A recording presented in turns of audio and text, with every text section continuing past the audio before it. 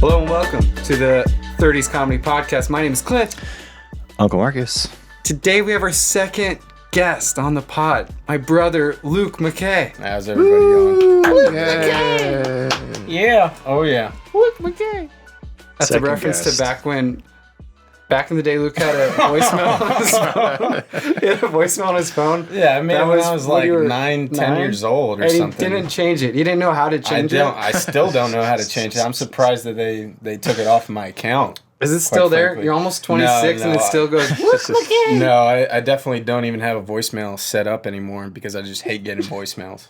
You said you said you had a phone when you were 9 or 10? I don't know. It's probably Wow. no. Yeah. I mean, it's just how the generations go. I mean, Right. what, That like explains 5 years it. younger than you, 6 years younger? Sounds about right, I guess. So just a little bit of a jump in terms of technology. What kind of phone was it? It was a flip phone. Okay. It's probably one of the ones that Clint used to have when he was in like high school. It was one of those where you could literally drop it from anywhere Right. and it just wouldn't break. That was most of the phones back then. I had a Nokia phone Yeah. back when I was younger. But you can change the faceplates. Yeah. Yeah, this one was like, it was pretty much marketed like it was the most tactical phone that you could possibly have, and Dad loved it. He was just like, dude, this is the coolest thing. Gotta get it for. Indestructible. And then he gave it to Clint, and then from Clint went to me.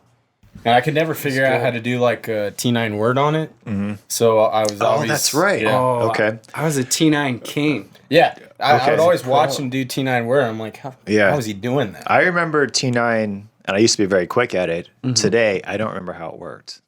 I know you just push in Because the letters. you tap the letter, the amount, like if it's 2, you'd have ABC. So if you have to do C, you have to tap it 3 times. Okay. So if you're texting, you say Marcus, you have to go, I think it's M, Yeah. and then A, and then bump, bump, bump. But R. it would always fill it out for you. Yeah. It would know what word you wanted. Eventually, And yeah. if it didn't, you just have to hit that center button. And it Yeah, it's shuffles kind of through. like if you got your iPhone out now. It doesn't- It's it'll- like if you're doing the little like going from word to letter, you know, Yeah. with your finger instead of just tapping on them. Right. I could do it, but I could do it with such confidence that I could do it like beneath my leg Yeah. and now look at it and know like, oh, I know what it says. It Right. says the right thing. But if I do that on my iPhone, Yeah. I have no trust in it. It's funny you said beneath the leg because that's how you'd have to do it because you were in class. Yeah, if exactly. you're in No, class, yeah. No, it's funny. Hey, you were a Science. troublemaker? What? I would text her in class because I had a girlfriend we at the all other did it. school Wait, no, you at didn't. Ayala. Well, my first girlfriend. Wait, who was that? Well, everyone else would have like a girlfriend at school. No, I know, but like I don't even remember. Oh, Chelsea? Oh, it was Chelsea. Yeah. Well, I would plan that too. I didn't want to date people at school. Wait, how old were you when you were dating her? That was I don't even senior remember. It was year, like or what? junior year? 18? Junior You were like year, 17, senior 18? year. Well, either way, because you'd be texting somebody Yeah. in Yeah. school. I wouldn't be on an app.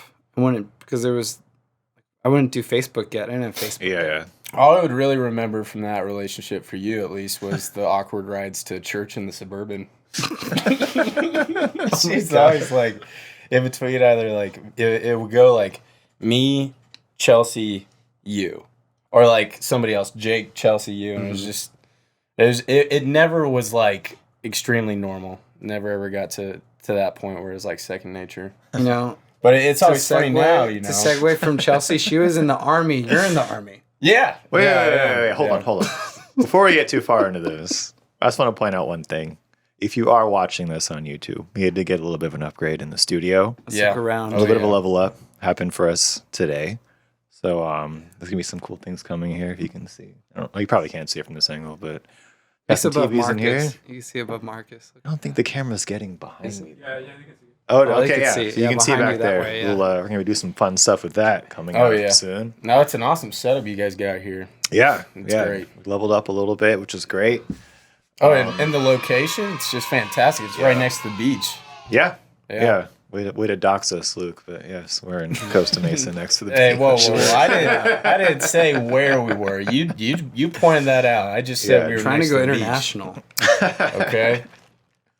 But yeah, back to us having our second guest today. If you haven't figured it out yet, this is Clint's second youngest brother. Yeah. Luke.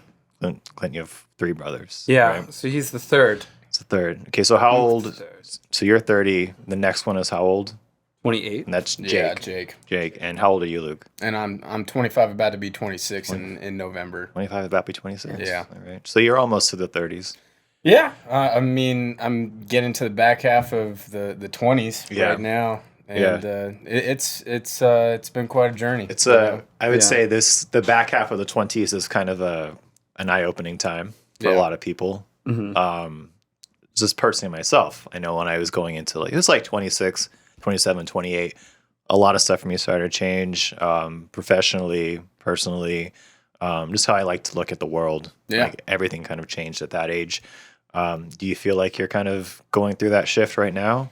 For sure. Yeah. For sure. I think, especially since, just to touch more on the Army, I'm a field artillery lieutenant, and I've been in the Army nearing on 3 years now. Okay. And after getting to take the opportunity to take charge of a team for about, I'd say, a year and 3 months, you learn what can be done in a leadership role, and then you also have to learn to get a thick skin, because what you want initially is for all the guys to like you, Yeah. and you want your team to be like, oh yeah, dude, Lieutenant McKay, he's awesome. But then you're doing them no favors by trying to be extremely nice to them, being their buddy. And I think that's something that I definitely learned this year. Just more being recently? 25. More recently, I mean, it was just as recent as like a month ago. You need to be the one that prepares them to potentially go to war, as opposed to being the one that is their friend. Right. You Yeah. know? Make it more serious. Yeah, you gotta be the one that's training them. You gotta be the one that's making the decision and the hard decisions. You know, not that I've had to make extremely hard decisions right now, but Right. you just got to be prepared to have that final say and to be confident in who you are. But definitely something I learned this year. What made you want to go into the Army? Actually, what did you do before this, before going into the Army? So before going to the Army, I spent 5 years at Mississippi State University. Okay. And then obviously before that, grew up in Chino Hills with Clint, and Right. did all 18 years before going to the SIP. And then The SIP. SIP. Is that what it's Is that what called? everybody they call it? in You said Mississippi that refers so casually. to You said it so Mississippi as the casually. SIP. Oh, the SIP. Okay, so Yeah. you're gonna go visit Oh, yeah. SIP again. Okay. All right. So Mississippi is called the SIP. Is that a native thing, or is that I've never heard that? Yeah. No, yeah, they love to refer to it as the SIP. That's the SIP. Yeah. Okay. No, right. and it was great going to Mississippi State for 5 years. I got 2 degrees from there. Okay. And then right after that, pretty much as COVID hit in 2020, was when I commissioned as an officer, Yeah. and been doing that ever since. Why'd you want to go to Mississippi?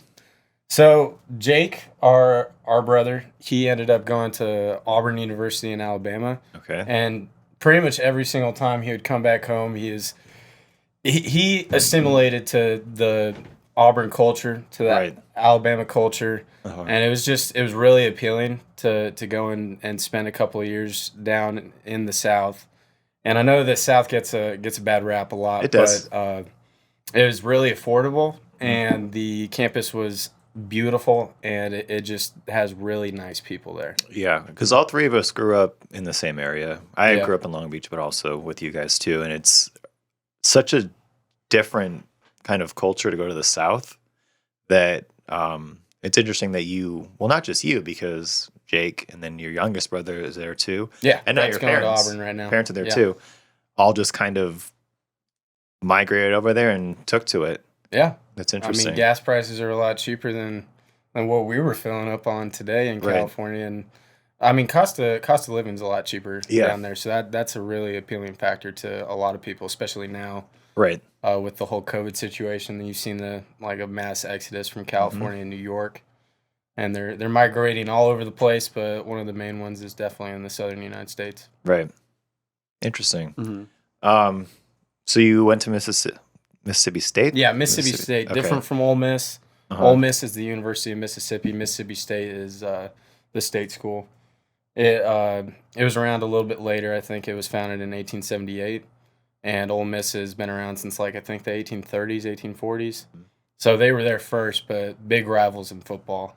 Right. So that's the big distinction. But the two biggest schools in Mississippi for sure. Right. So I mean, football in the South is a big deal anyway. Yeah. Not like it is here. That's got to be kind of a interesting thing to see.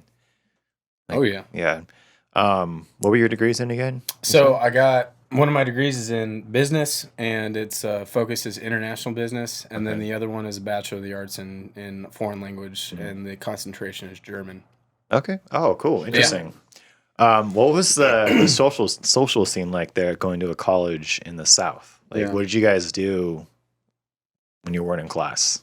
Definitely a lot of parties. I mean, you've got the gym aspect over there, like you got over here. Like everybody's really charged with wanting to improve themselves in fitness. So like after classes, we'd go to the gym, and then typically later that night, if you're in a fraternity, I wasn't, but my buddy was, and he would be going to like dinner parties, to swaps, and then we'd always have probably parties either Thursday or Friday night at a frat house, whether that was like some of the major frats or some of the smaller frats on campus. We'd go hang out, be drinking some beers, and then on Saturdays everybody goes to the game in the fall for football, and then in the springtime baseball is huge, especially in Mississippi. We ended up winning the College World Series in 2021, I think. Yeah, last year. Yeah, last year. Okay. And then Ole Miss ended up winning it this year. So for Mississippi, baseball is pretty much king. Yeah. Oh wow. Oh yeah, I Didn't realize that. Like I can't imagine. I just have this weird thought that like they party a lot harder in the South than they do out here. It's probably not true. I'm sure it's wild everywhere, but yeah. You just you hear stories and stuff. Yeah, because I've heard about stories where they have like barn parties. Yeah, I mean, we would always farm. be going out to probably the outskirts of town and doing some parties out there because, I mean, usually somebody would have a house. There'd be like a frat house that's off campus, and you could always have like a huge bonfire. There's really no rules. Like we'd be traveling out there in the back of our buddy's truck and probably breaking a ton of laws that you guys have here in California that just don't exist out in Mississippi or Alabama. Yeah, us out here in California. We have rules. We have ways of life. Yeah, one of the if I could touch on the rule differences in the cultures is like you can go out and pretty much shoot guns on your property if you're outside of like city limits. And that was one of the funnest things for me to do was to go home with my buddy who lived in Alabama, and we would just be shooting the shotgun on the back porch. Yeah. And not breaking any laws. Whoa. That'd be crazy. What'd you shoot at? Just whatever? So there were a couple of quail in the yard every now and again. So we ended up getting quail a little bit, and then out of season, but I killed a squirrel. I saw red. I know there's a season to kill squirrels. Yeah. So the season for squirrels is, I think we're coming into it. So it's like November. We're going into it. Yeah. December and January, and it's because it's not spooky season. It's squirrel season. It's squirrel season. Get down in the SIP. Oh, trust me. all of my buddies are like, dude, I would totally be going to. Last week I went to the Kentucky versus Mississippi State football game in Lexington, Kentucky, and one of my buddies was like, "Oh yeah, dude, it's the beginning of hunting season. I can't go." And oh no! It's just a real cultural thing, is to go out and bag a deer and or bag turkey. I think it is. Ooh, yeah. For this I'll time go for of year. turkey. Yeah. But going back to the squirrel thing, the reason why squirrel season is November, December, and like January when it gets colder, is squirrels have, I think, a parasite on them for most of the year, and you can't eat them if they have that parasite, and the cold kills the parasite in their body. Oh. So the colder it gets, good. I don't know if our squirrels here are like that because no one shoots them. But. Maybe we could start that. Start shooting our own squirrels. Did I get Caesar? Yeah. I always love to get Caesar to laugh. Okay, so you go to college down there. It sounds like you have fun. Great time. So then what led you to go into the Army? So I was going there for 2 years and then to do ROTC for the first 2 years. I wanted to enjoy it, like get the full Southern college experience in the SEC. And I think it was like around Christmas of my second year there. I just kind of like took a look in the mirror. I'd always wanted to join the Army when I was growing up. You know, Clint probably remembers me playing Army Men all the time. Yeah, you're big on that. What was one of your favorite movies growing up?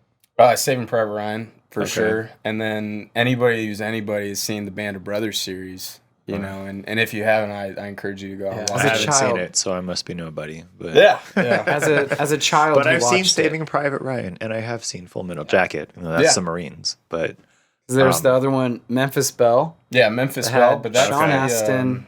oh yeah, it's Had got a really bunch good of stars cast. in it.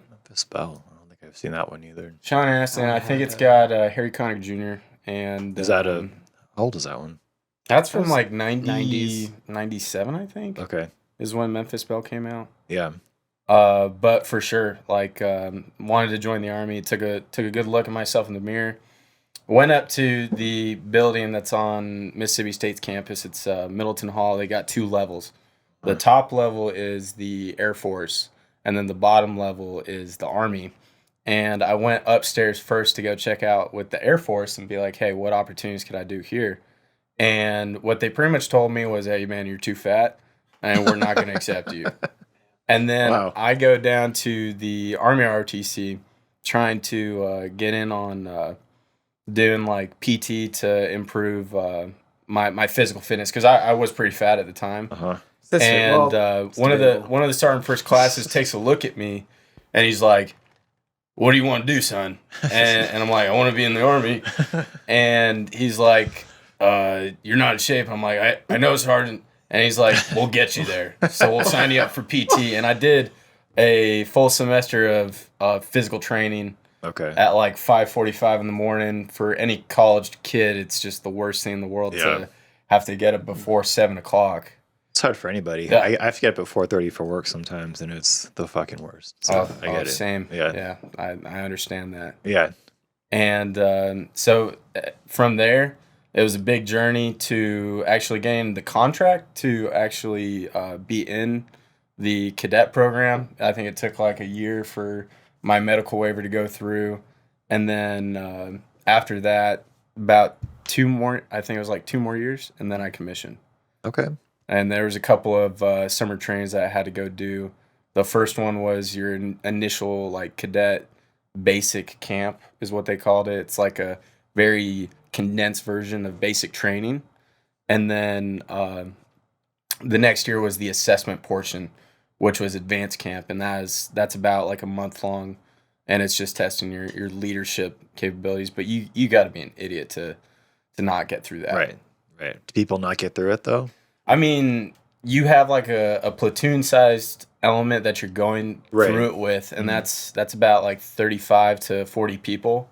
And you're all trying to be leaders, so it's peer leadership, which is one of the hardest things to do, which is getting the person that's equal with you to do something that you want them to. Right. And the only reason that you would probably fail is either you came and you were out of shape and fat, or no, it's a real thing. Like you gotta, Yeah. Well, I have questions about that after. oh, for sure. And I mean, that's something that I struggled with going into it. So that was one of my biggest anxieties of going to advanced camp, was because I needed to pass what's called the tape test, where they tape your midsection with a measuring tape, and then they tape your neck with a measuring tape.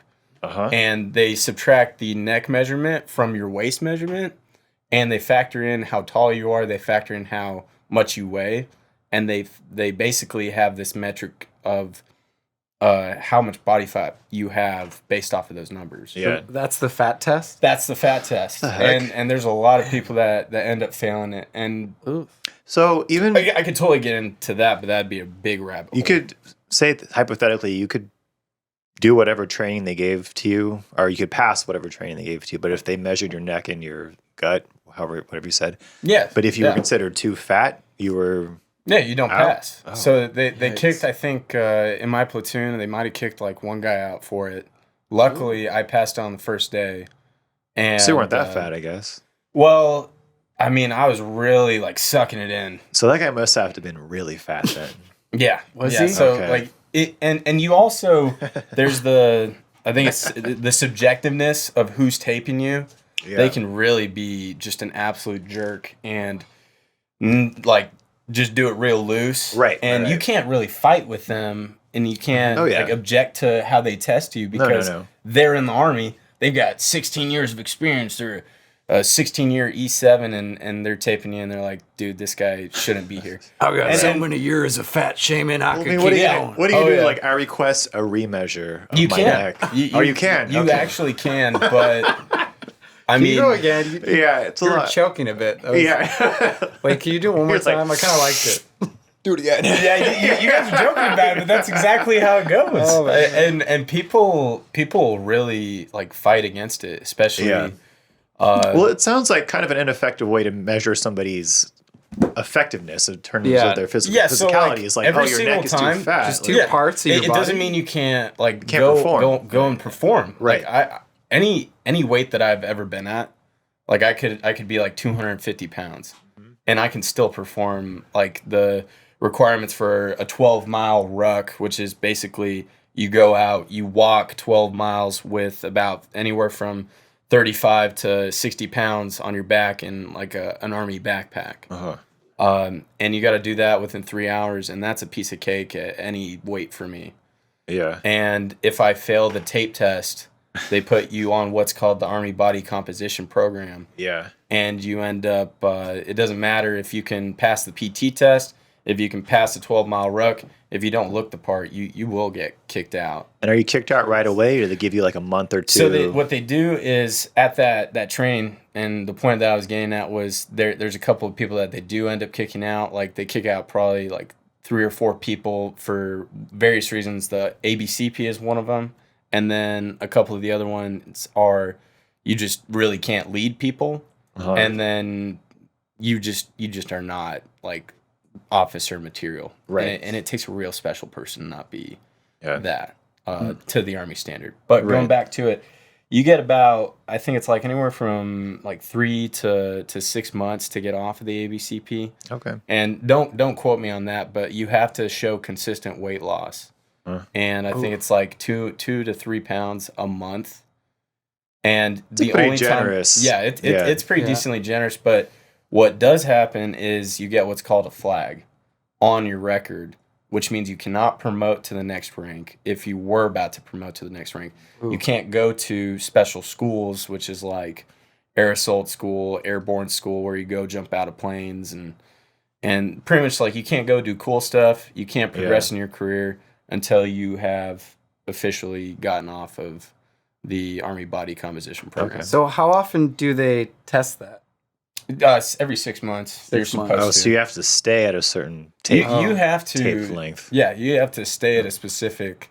If you go past whatever the weight is for you, like my weight scale being 5'11" is 185 pounds. I think it's like either 185 or 183. I think, and the my weight right now is 210.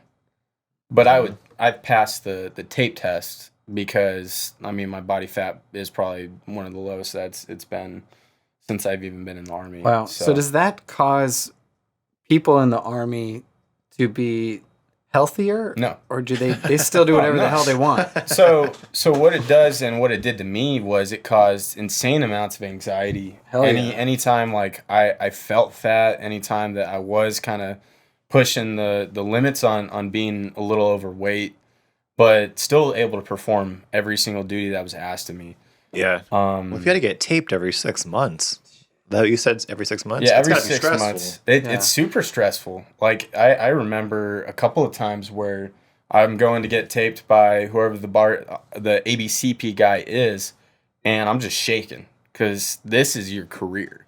Yeah. If you do not pass this test, you cannot advance to the next rank. You do not pass go. You do not collect $200. Has this been a thing of controversy at all on the Yes, Army? Like people are it's kind of like, why the currently- fuck are we doing Currently, this? it is a huge point of contention with the It sergeant sounds major of the very Army. outdated. Yeah, An because this outdated would system. not Yeah. work in society. So as far as I know, and you can look it up to just double check me on it, but the sergeant major of the Army right now is going through and looking up the Army Body Composition Program, the weights that they have with respect to the weight that they have with respect to the height that you are, and they've also got like how many points can you score on the Army Combat Fitness Test, in order for them to allow you to not have to take the tape test. Yeah. So what the Sergeant Major of the Army has decided is that the tape test, or no, the weight to height ratios are actually good. And I mean, let me rephrase that before I get myself in trouble. He hasn't necessarily decided that. The body that decides it has come to an agreement on the stats that they've gotten. Yeah. And they've kept it. So they've kept the height to weight ratios. You have to be like 5'11" and 185, or like 6 foot and 190, and this and that. But what they have been mulling over is the decision to, if you get to a certain amount of points, you don't have to even be taped. Yeah. No matter what. You don't have to do the height and weight process, which is Right. great for me because I score within it's out of 600 points. I usually score around like 570 to 590 on the ACFT because I'm decently strong dude and decently fast in terms of like some of the events that are on there. Yeah. All the articles about it are just basically, there's just talk about it. Like there's all kinds of. Yeah, So it's a real point It's a of thing. controversy. It's a thing. Yeah, but that was definitely in recent years. It's crazy Okay. because can you talk about this last month in September where you went out into the field in Louisiana?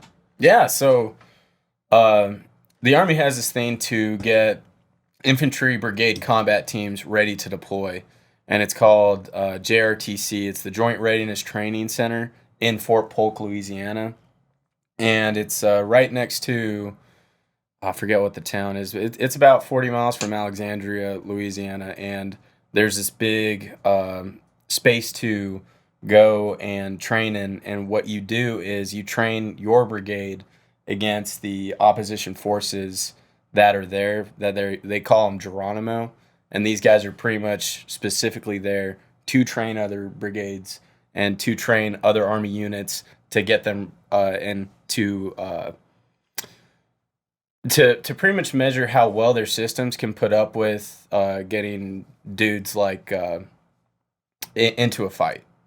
So if you bring your brigade there, how well can your guys that figure out how many personnel are on the battlefield, how well can they keep their numbers up? How well can your medical staff treat wounded people? And it's all simulation. Like none of this is necessarily real, but it's made to stress your entire battalion systems and how they deal with combat. And what it does is it's a great opportunity for guys to get training in, and it's also a great opportunity to see what you are doing awfully and what you're doing bad.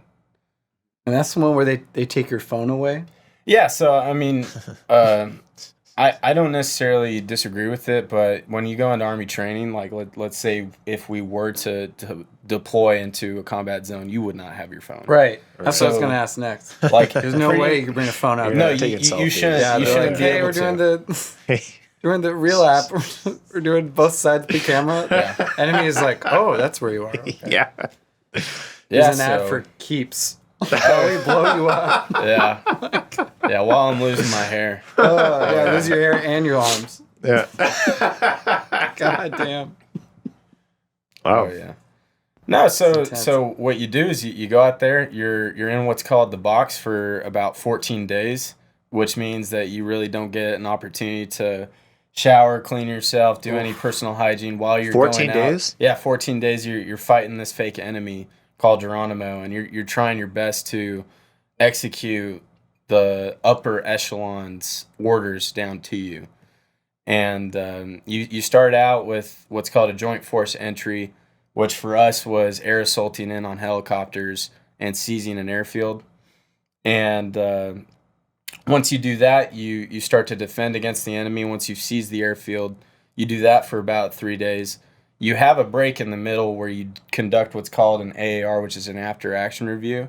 And that's pretty much how well are you guys doing? What did you guys do poorly at? What can we get better going forward? And then it's another 7 days of fighting the enemy. You go and you have to march all the way to a specific town and attack the objective that the higher ups have given you. I don't think I could go that long without showering. 14 days? Yeah. I don't yeah. think so either. And then included in that is what's called a live fire portion, where you basically are prepping to attack the last objective, and you do it with real ammo, and everything. So it gets to be decently dangerous, but you always have risk mitigation in place so that nobody gets hurt. And no fratricide should ever happen on a live fire exercise. Right. So could you be called up anytime to go? Yeah. Okay. Yeah. So we having just done it in September are technically the most like up to date trained brigade. So if anything were to end up happening, we'd probably be the first people to be sent over. Okay. But we've already got a couple of units over in Europe right now, and a couple of units that are in Africa. And I'm not going to name like specifics, but we've got guys deployed right now. So, how do your parents feel about you being in the Army? I mean, honestly, they've been very supportive, and they haven't really said anything in terms of like. I mean, just letting me know if they're like afraid or if they're scared for what I might go and do. But that's exactly why I joined. I joined to go and be sent. Yeah. And better me than somebody else, in my opinion. Yeah. So. Than me.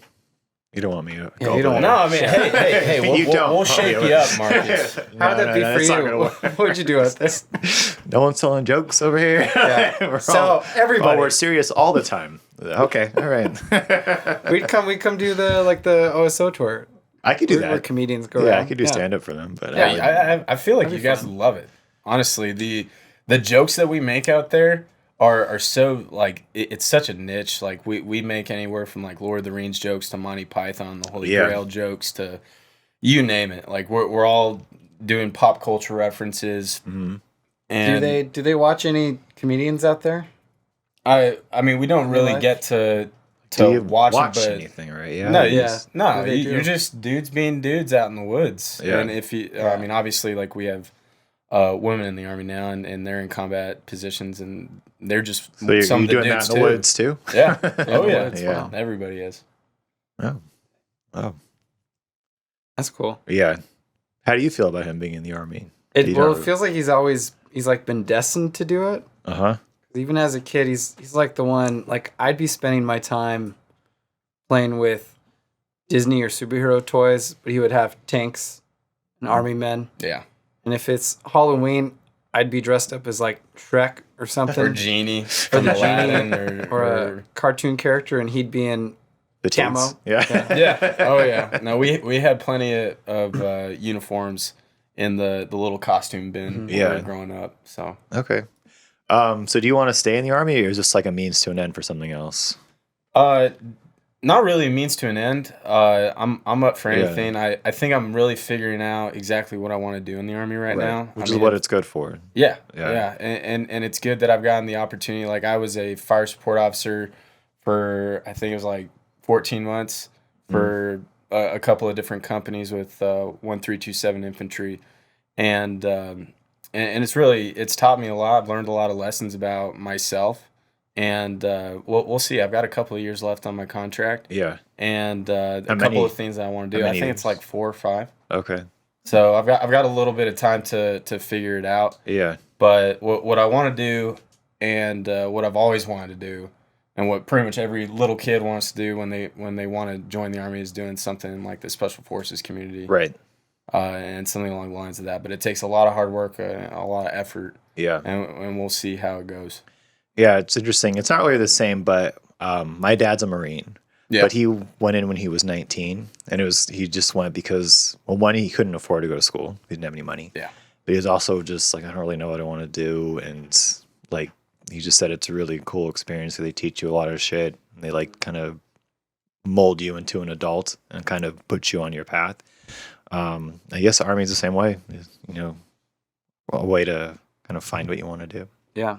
I think it's one of the like greatest mixes of America, because you got dudes from California, you got dudes from Alabama, you got dudes from New York, you got dudes from Alaska, you got dudes from every walk of life. You got guys that are just recently immigrated to the United States that are joining in order to get their citizenship. Yeah. And I think it just is a great melting pot of America. And what it also does, and I think the funny thing is any military town, there's always what I call is the military trifecta. There's always a tattoo parlor right next to a liquor store, right next to like a what's it called, like a why am I forgetting the name of this? But like where strippers are and Strip club? Yeah, strip club. Yeah. Sorry. But there's always that. So you got that aspect of the military. And then no, it's just got everybody, and everybody is on the same team. Right. So even if somebody's got an issue with like, hey, I don't like where you come from, or hey, I don't like what your religion is. At the end of the day, like you gotta get the other dude's back. Right. And it's one of the greatest things that I think is just the brotherhood that comes from it. Right. Or sisterhood or whatever. Yeah. Or theyhood. Or theyhood, yeah. Nice. I mean, you guys all have to be on kind of the same wavelength, so it makes sense. Tattoo parlors. Do you have any tattoos? No, I do not. Are you ever gonna get a tattoo? I don't quite know exactly what would make me want to get a tattoo, but yeah. The brotherhood. The brotherhood, yeah. Possibly. Yeah. I mean, there's definitely like if everybody was getting it and it's a cool tattoo, for sure would think about it. Okay. Yeah. What about you, Clint? Well, it'd probably start off as because our family has our Scottish roots have family crest. Yeah. That'd probably be the first one I do. And it's a pretty badass crest if you ask me. Has a hand holding a dagger and says "Mani Forte." We'll have to throw up a picture right now of it for the YouTube. Alrighty, y'all. So I prepared something for us to do. Okay. Are we getting into that? We could do some do you have any topics? Kind of. I do want to touch on sobriety a little bit before we get to Which is also why I wanted Luke on, because he especially has a job where it would really help to be sober. Yeah. But then it would also have the temptation of you're dealing with the hardest shit out there. And so like it would kind of be like, it's kind of okay if you drink, because if anyone could drink, you probably earn it from going through all the training and stuff. Right. So how is sobriety for you? Well, before we get to him real quick, just an update. This is week 3 of Sober October for both of us. Oh, yeah. And good job, guys. Thank you. It's been easier. It gets easier as the time goes on. It was hard at the beginning, but update, I'm doing great. And you're doing great. Doing great, yeah. I only felt like sort of caving after I took 2 really, really hard teacher tests. Yeah. It was after, because I was like, I did It's always a stress thing. Yeah. Like I was saying stress, before we got behind the mics that I had worked like almost 50 hours this week. And it was that's I just want to fucking beer or whiskey even. Just one. Just one. Yeah. Sip. To unwind. But I was strong. I didn't do it. Yeah, go ahead. Back to Luke. Oh, what do you want me to do? Yeah, just how is it? Like my journey? Just in terms of it. Are you sober? Are you sober right now? Yeah. Currently, right now, I mean, obviously not caffeine, because caffeine is what kind of keeps me going. That's kind of like I have something. Right. We're drinking coffees right now. It's fine. Yeah, but talk about like just if you're sober, why you decided to do that, how long it's been, like that, your journey basically, sobriety journey. Yeah. So I mean, I definitely wasn't always like sober. It's been about 5 months for alcohol and about 14 to 15 months without nicotine. Okay. And I used 14 to 15 months. Yeah. No, I dipped for about 5 to 6 years. So all throughout college, and I really picked it up with the Army because everybody just either dips, drinks, or smokes. Right. And was that part of the fraternities? Are you partying in college too? Did they do a lot of? So everybody at the fraternities drank, dipped, and smoked, and pretty much everybody in the Army does it too. So it carried over, with all that stuff. So I did it all throughout college, and then for the last like 2 years, I've really been struggling with it in terms of, like we talked about, the ABCP of having weight be an issue for me, like having my weight fluctuate so often. It was really due to 2 major things. It was nicotine usage, the eating disorders that follow from nicotine and alcohol usage. And everybody's drinking energy drinks. They're either dipping a can of Copenhagen a day, or they're smoking a pack of cigarettes, or it's their vape. Right. And for me, I really noticed that I needed to put it down. And the first one to put for me to put down was nicotine. And I just had decided to quit it, and I decided it right before we did a huge field problem in November. So a couple of months before that, I was like, I'm done with this. And I just kept on going without it. And the first month of it, being without nicotine was one of the hardest one of the hardest months to get through of my life, because you've got a lot of emotions going everywhere. You've got mood swings that are happening. You've got headaches that are constantly coming. And mind you, it's because I did it every single day of my life for 6 years. When you did do it, was it an all-day activity? So it was pretty much a social thing. Just going through the schedule of it. Wake up, put a dip in. Okay. And then wake up and do it. Wake up and do it. My dental hygiene instead of a coffee, awful. You dipped. Did coffee and dip. Oh, fuck. And that gets you wired. Yeah. As doing coffee and dip, or doing an energy drink and dip, and then on the way to work a dip. Pretty much like after I ate lunch a dip. Oh God. I mean, some of the best dips were after you had a huge meal. Mm-hmm. So on the way home, put one in, and then before bed, put one in, and it was just something that it was an all-day thing. It was an all-day thing. I was addicted, and I was spending, like, I think over the course of I did it, I spent like $12,000 on it. Oof. Damn. Yeah, and definitely guilty of not using all just my money to do it. Okay. And so that's why I noticed when I got into the Army, it was something that I needed to quit. I needed to set myself just a little bit apart from being addicted to that. But what that caused was me going into alcohol a little deeper. Yeah. Because I'm trying to fill the void of no nicotine with something else. Yeah. Right. And that carried me into the start of this last year, trying to go back to Ranger School, which is one of the most prestigious leadership schools that the Army has to offer. And I qualified for it through like pre-Ranger, but when I actually was about to go, like I got really bad into alcohol. So I ballooned up with like binge eating disorder, binge drinking. And I think I got to like 250 pounds. Yeah. And this was like March, April of this year. Okay. And I mean, obviously, look at me now. I'm not 250 pounds. Deflated, yeah. But about 5 months ago, I was like, deflated. Do you feel like we've sort of deflated a bit? I didn't have much to deflate, so just maybe face stuff. Face is a little less sunken in. Yeah, it'll definitely do that. Yeah, for sure. Yeah, skin looks better. Yeah.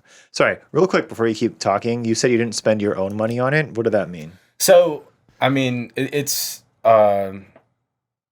Mom and dad definitely funded me going to college. Okay. And I worked a little bit here and there. Yeah. But mom and dad they funded me. They were extremely generous in terms of just allowing me to go to college, not on my own dime, and giving that to me. And I definitely took advantage of that a little bit. I took advantage of it a little bit too much, and it's something that I don't need to hold on to, because I mean, I'm definitely I'm past it now, and I'm never gonna do that again. Right. But it's not something that I'm proud of in terms of spending somebody else's money to get my fix, and it's something that I think if anybody wants to learn anything from this, it's just be responsible and don't be doing something with somebody else's money that you shouldn't. Yeah. I think a lot of us have done that before. I've taken advantage of money that's been given to me by my dad and stuff. So, what were we saying about? Getting back into. Go ahead. So I failed Ranger School, failed push-ups. I was really fat, so I mean, it wasn't like they failed me because I wasn't doing it the right way, and they just that. No, I was not able to do 49 push-ups. Right. Which is what you have to be able to do. 49. Yeah, 49. Not 50. Not 50, but 49 push-ups. And It's a little strange. yeah, no, it's a very arbitrary number. Just but, like the tape test. Sounds like a kind of an outdated. Yeah. No, I mean, Why did they come I'm not with going to say 49? anything bad about it because I got to go back to school and pass it again. Yeah. And I got nothing against them. It's not a good or bad I thing. wasn't in shape. Just one of those things that's like, why is it 49? Where did that come from? I'd like to know the origins of the 49. I definitely would. I'm certain that there is like an actual specific like this ranger did this Right. many times, so that's why we have to have it be 49. I don't quite know myself, and I should probably get to. It's probably one of those things that no one really. It's like it's just what it is. It's just 49. I mean, they're definitely trying their best not to change any of that, and I don't see why they should. You see, that's why I would be bad for the army. Right. Is that I would question stuff like that. Be like, well, why 49? Like, well, we just do it that way. Yeah. But why? I need it to explain to me why. Yeah. Oh, yeah. It'd be like, because it is like that. Okay, well, why the tape test? Because that's how we've done it for 200 years, whatever it is. I mean, that's definitely how they did it right before World War II and then after. Yeah. You know? Yeah, I'd be the asshole that wants to know why. Why do I feel like? I was that guy. Sort of I wanted to know why, and misogynistic, you know what? You know what I would get told? It's like, dude, shut up. Why do I feel like their Not answer even is in the army? Their answer is also like, because we know that women can only be 48. I feel like that's their answer. No comment on that. No comment. There's probably an whatsoever. element of that. It's probably some. If I made a misogyny comment in on it. that, I'd definitely There's get in probably trouble. We're going to bad. redact this whole part of the podcast. Yeah, redact it. He's just a big black Redact bar it. for this. Oh my gosh. Yeah. Yeah. Being sober is great. I don't know if I'm going to be completely sober one day. This challenge has been enough for me. Mm-hmm. I mean, we'll see if I definitely fall back into my old habits, and I'm sure there'll be a backslide of some sort. But Made me appreciate it a little bit. there's going to be a backslide. I know there will be, but then once I get through it, I'll be like, oh, that sucks. Mm-hmm.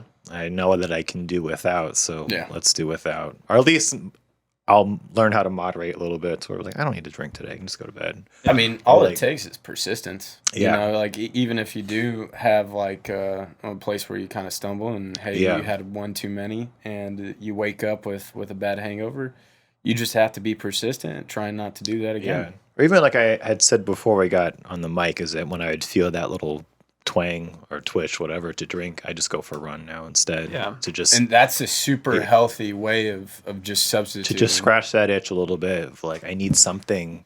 Let me go be physical in some way, and then it goes away. So yeah, sobriety tricks. Before we do your thing, I got one more thing I wanted to ask. Do you like stand-up comedy? Has that ever been a thing love for you? it. Okay. I mean, I have never done it, but Right. like some of my favorite people are definitely stand-up comedians like Yeah. Dave Chappelle, Mhm. Andrew Schultz.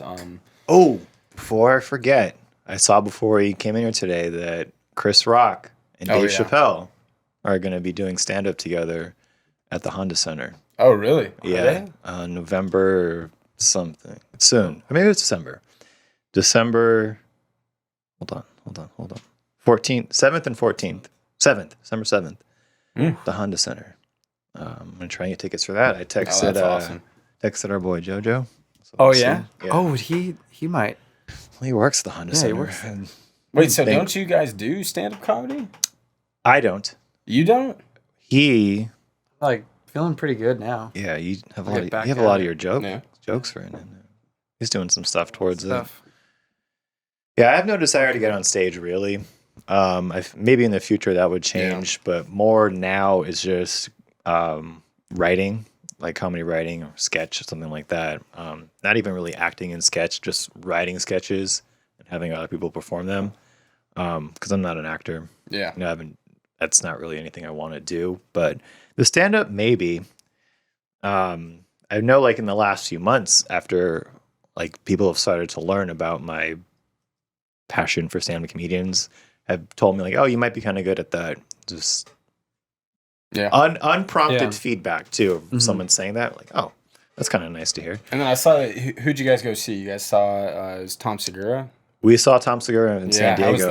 How was that? That was an interesting show because I don't know if you listened to that episode. If you didn't, that's fine. But it's a different experience seeing stand up in an arena or a stadium than it is seeing it in a comedy club because it's just not intimate at all. And you were telling me about that. It's just weird. They had like fireworks going off. Like a concert. And it was like a concert. Like they had a bunch of drinks, which we weren't sober then. A bunch of drinks, a bunch of food, and like it's weird. Like the laughs have to pass through the crowd, and it's like it's just not the same.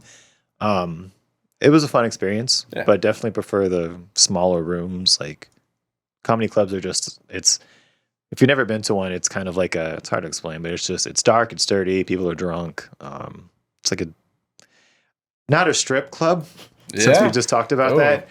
It kind of has that same vibe, except there's no tits, there's jokes. Okay. It's like a strip club meets church. I mean, I've never been to a strip club. Because, well, you've never been to a strip club? Never been to a strip club. So you were talking about there's in vicinity, there's a tattoo parlor. Yeah, so the buildings are right next to each other. You just haven't been to one? No. Oh, okay. No, not a tattoo parlor, not a strip parlor, but definitely been to the liquor store. Okay. Have you been to a strip club? Ooh. Honestly, I don't think so. You don't know? So, but that's not a no. That's not a solid You wouldn't know, Well, would you see naked ladies when you went inside? Honestly, I've never been. Okay. Yeah. Never been. We should go. What about you, Marcus? I've been to plenty of strip clubs. They're not, I mean, if you've never been to one, it's not may not be what you think it is. It's not like this sleazy. I'm just kind of imagining like a James Bond, like thriller. He goes into the strip club to beat the living daylights out of some bad guy. I haven't been to one of those, but there's different kinds of strip clubs too. There's like, you can tell like how much money they have. Like the ones in Vegas are like fucking amazing, and like all the strippers are models, so it's like, oh, this is pretty cool. Yeah. And then you're getting drinks and stuff, and everyone's dressed up, and everyone there is hot. Like it's just like, oh, I'm part of a movie. I'm in a James Bond movie. Mm-hmm. Like when he's in Europe in the casino and they go in with all the tits. And then there's strip clubs like in Santa Ana, and you're like, ugh. This isn't the best. Like there was always there's a strip club in I think it's like on the way to West Point, Mississippi. It's just like a little bit outside of Mississippi State, and I think it's the Pony. I don't know if you guys sounds like ever a heard strip of a club. pony, but good. It had this big, huge statue of like a stallion. It doesn't even look like a pony, but it's called the Pony. Yeah. I always passed by it, and a bunch of my buddies would go, but I don't know. It just never really interested me. Never really wanted to do that. It's the best part about strip clubs, like local strip clubs, not big high-end ones, is that it's just cheap drinks, and you can hang out with people in there, and you won't be bothered. Okay. So the last time I went to one was for my friend JoJo, his bachelor party. We went to Bullhead City, which is just Laughlin, and we got a place on the river. And it was like 10 dudes, and we got a boat, and we're just kind of hanging out on the water, and then went to the casinos, and then at night went to the strip club. And it's like, there's like naked ladies walking around, but really it's just like the drinks are like $2, and it's dark in there. It's loud enough, but not too loud that you can't just hang out and talk to each other, and nobody bothers you because you don't want to be like the social person in a strip club because then you're a freak. It's like, this guy's here alone and he's talking to us. Like, this is weird. And then like also too, like a lot of girls like strip clubs. Like one of my friends, remember the girl with the leg tattoo? Mm-hmm. Not the dragon tattoo, the girl with the leg tattoo. That's the most distinguishing feature of that. Well, that's okay. Her name is the tattoo Lauren. But when him and Skylar met her, that was like the thing that they focused on because her whole leg is a sleeve. So okay, they were like, "Who's the girl with the leg tattoo?" and she's a hot girl too. But like she likes to go for her birthday to the library, which is a strip club. That's such a great name. Yeah, it's such a great. Do a lot of studying there. Go to the library, gonna study abroad. Yeah, couple of broads. Yeah, study abroad. Couple of broads. Ooh, abroad. Right. I like that. But yeah, mostly all her friends are girls, and they love it. They go in there, and they're not bothered by guys. So, it's just weird because there are a lot of guys there, but they don't. Again, no one really talks to each other there. So. PSA: go to strip clubs and have a good time. Don't recommend. We're gonna put the black bar on him. I can't condone part. I'm not trying to take a moral high ground. I really haven't been. No, it's not even. It's one of those things where like if you've never been, you don't really have to be moral about it because you don't know. And then once you go, you're like, it's not that big a deal. You know, people are usually nice in there. The staff is usually very friendly. Oh. I'm not saying anything bad about the staff, man. Yeah, I know. How do we get to strip clubs? Yeah, I think it went from 3. Yeah, the trifecta. Yeah, the trifecta. What else we got? We could talk about Taylor Swift. Let's talk about Taylor Swift. I'm gonna let you take the reins mostly on this because I'm not a Taylor Swift fan. I don't know much about her. But she had a new album come out that I'm seeing a lot of social media about. Have you listened to it? I have not. I actually was able to listen to it on the plane. Okay. So I was flying from Nashville to Salt Lake, and then I downloaded it in Salt Lake, and then listened to it from Salt Lake to Ontario. Okay. And I must say I did fall asleep to most of the music. And that's not to say that it's bad music. It's just like any of the songs they didn't really have the beat that like I think like 1989 had a nice, like it was always a good solid beat, you know.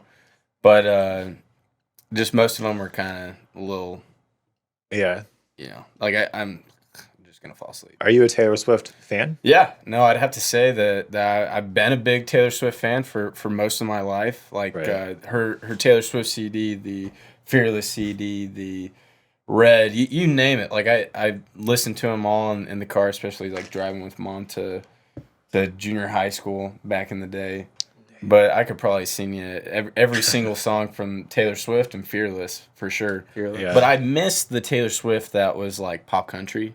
Okay. And she doesn't do that anymore. No, she's a very pop, very very progressively pop singer. Right. And that's probably why I just didn't really vibe too well with her new album. But I'd have to say like 1989 was a great pop album for me to listen to. Caesar's nodding too. I liked it. Yeah, I loved it. I loved like what was it? Sparks Fly was one of her albums, right? Speak Now, Sparks Fly. Speak Now. But Sparks Fly was a song on Speak Now. Okay. And all those had like kind of a nice pop, but pop / a little bit of country. Right. And I don't know. Now she's such a big name that really like. What I say does not matter. Right. You know, right. but she's going to have fans. She has 225 million followers on Instagram. A lot. Yeah. That's insane. Yeah. Oh, yeah. So you guys were a Taylor Swift family, it sounds like. Oh, I know for sure. You like Taylor Swift. Belong With Me, Love Story.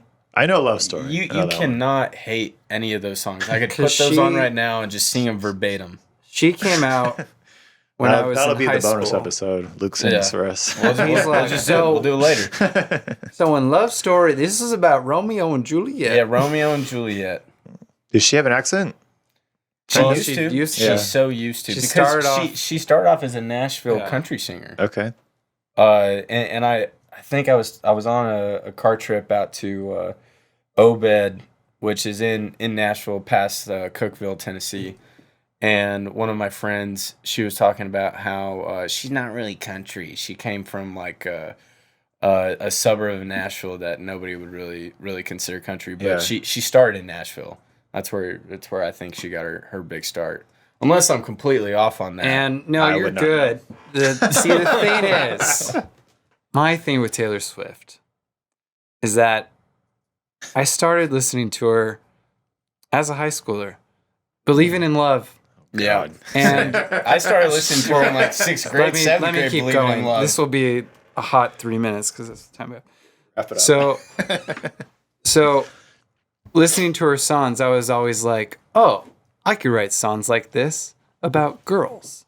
But then as it progressed with Taylor Swift, an album would come out, it would be all about certain boys.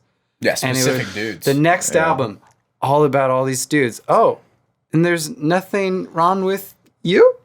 So the next album would come out, and it would be, oh yeah, he's such a cheater. Oh, I hate Jake Gyllenhaal. Oh, Joe Jonas.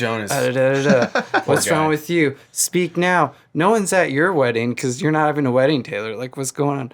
So as these albums kept coming out, I just kept thinking, like, what does this do to other people? Because it's just going to make women who listen to her think that, like, they're always, like they're impervious to being wrong or impervious to being like part of the problem of the relationship.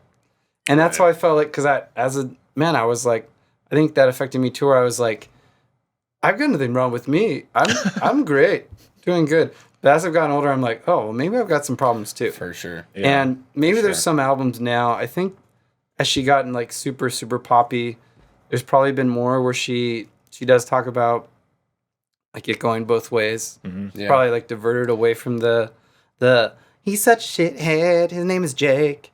Abba dabba dabba da. Yeah. I mean, I'm sure you remember like the songs from her earliest albums are like. Oh, I have a point to make. Yeah. Oh yeah. Her newest song, new single, "Anti-Hero." The chorus is, "It's me. Hi, I'm the problem. It's me." Everyone disagrees. I'll stare directly at the sun, but never in the mirror. I must be exhausting. Always rooting for the So, with that, so does that mean she's taken some ownership of being a problem? Maybe. Did I misinterpret that? I think. Okay. I think that's what it sounds like. Oh. I think I might. Because that's I think the I track might be a that Swiftie I heard, again. or that I saw a lot on Instagram. People that was like, Anti-Hero. I think she released that one early, right? I don't know. Compared to the rest of the album. It's been today. But I definitely had listened to that. I had listened to that one. Came out at midnight. Way it's earlier. called Midnight. It's called Midnight. And I was awake during that time. And that's when someone asked me, "Are you a Swiftie?" And I'm like, I got to go to bed. Oh, God. I can't answer this yet. But I think... Oh, God. Wow. Yeah, I'd have to say I'm very much still a Swiftie. I've got a... let me look it up real quick. I got a playlist on Spotify that... Luke, we don't got time. All right, Luke, we'll have to say that give me 1 second. Give me 1 second. No, we have it's no just time. it's just Taylor Swift. Okay. It just says Taylor Swift. It's like 40 So songs. Luke's also a Swiftie. Thank you for being here, you guys. Clint, where can they find you?